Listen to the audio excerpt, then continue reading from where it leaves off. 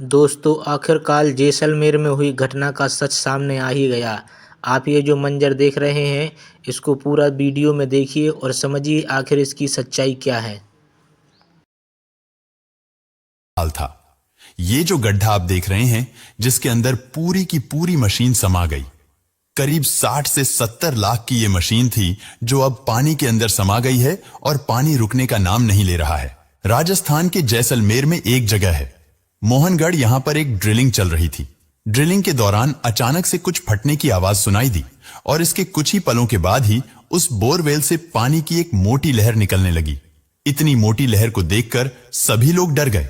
वैसे तो यह ड्रिल होल की चौड़ाई कुछ सेंटीमीटर की थी, पर पानी का बहाव इस कदर बढ़ता गया कि कुछ ही सेंटीमीटर का एक छोटा सा होल देखते ही देखते बड़ा होकर कुएं का आकार ले लिया और यह पानी तो मानो धरती फाड़कर निकलने लगा। दोस्तों, लग रहा था जैसे ग्रेविटेशनल पुल यहां पर उल्टा ही काम कर रहा हो। डर के मारे सारे वर्कर्स अपनी जान बचाकर वहां से भाग निकले, लेकिन जो मशीन वहां इंस्टॉल की गई थी वह उसी गड्ढे में समा गई। इसके बाद भी पूरे दिन इसी तरह से पानी निकलता रहा। अगले दिन तक भी पानी का निकलना बंद नहीं हुआ, जिसके बाद न्यूज और सोशल मीडिया की वजह से यह न्यूज पूरे भारत भर में फैल गई। पानी आखिर यहां पर आया कैसे? यहां के लोगों का कहना है कि हजारों साल पहले यहां से एक नदी बहा करती थी, जो आज गायब हो चुकी है। लेकिन आज भी यह नदी धरती के अंदर से बह रही है और यह नदी है सरस्वती नदी, जिसके बारे में हम कुछ देर बाद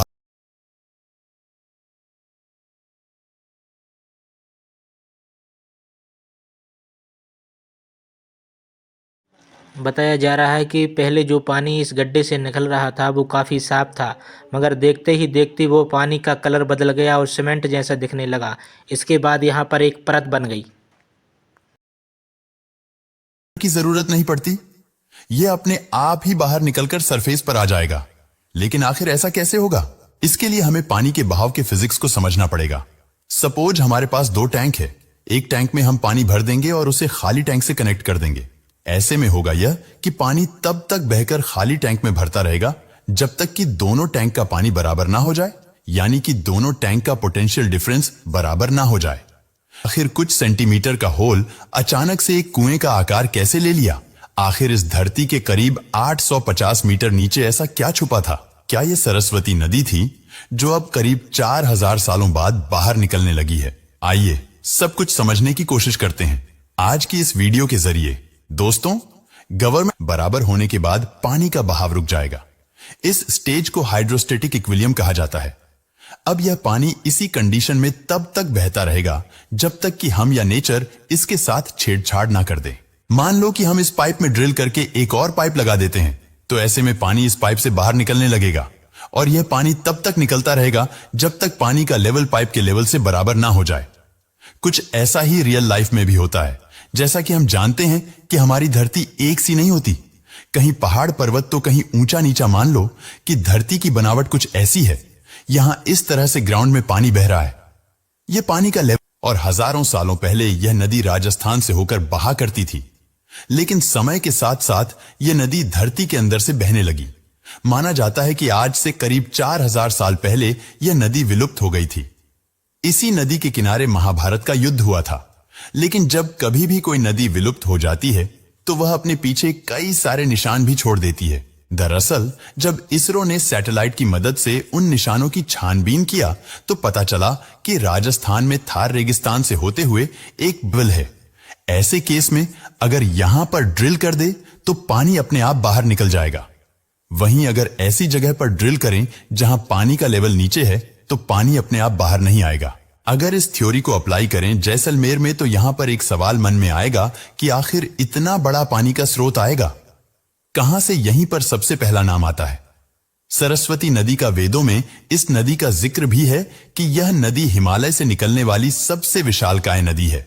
बॉर्डर के पास स्थित जैसलमेर में बोरवेल का पानी फ्रेश है।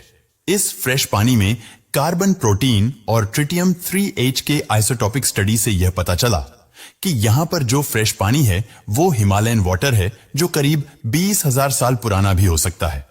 लेकिन जैसे जैसे इस एरिया से दूर जाते हैं पानी थोड़ा नमकीन होने लगता है। इट मीन्स इस इलाके में कुछ तो खास है। आखिर यह हिमालयन वाटर यहां पर कैसे आया? जाहिर सी बात है, यहां कोई ना कोई ऐसी नदी बहा करती होगी जो हिमालय से निकल कर आती होगी।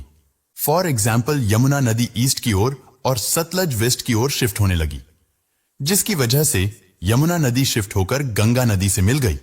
इसी वजह से सरस्वती नदी, जो आज भी हिमालय से निकलती है, उसका रास्ता कट ऑफ हो गया, जिसकी वजह से इस नदी के पास इतना पानी नहीं बच पाता कि वह भारत के विभिन्न राज्यों से होकर गुजर पाए और समुद्र में जाकर मिल पाए।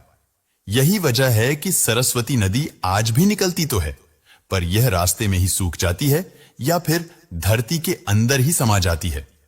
हालांकि सरस्वती नदी के सूखने के पीछे और भी कई सारे कारण हो सकते हैं, जैसे कि नेचुरल डिजास्टर, क्लाइमेट चेंज।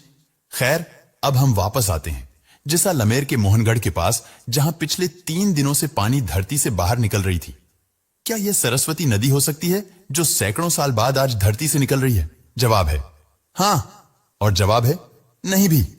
नहीं इसलिए क्योंकि हो सकता है यह नदी अब सूख चुकी हो, और हां इसीलिए क्योंकि हो सकता है सूखने के बाद सरस्वती नदी का पानी जमा होकर धरती के अंदर कहीं दबा रह गया, और इस तरह से नदी के सूखने के बाद भी कई सारे वाटर पॉकेट्स अपने पीछे छोड़ गई।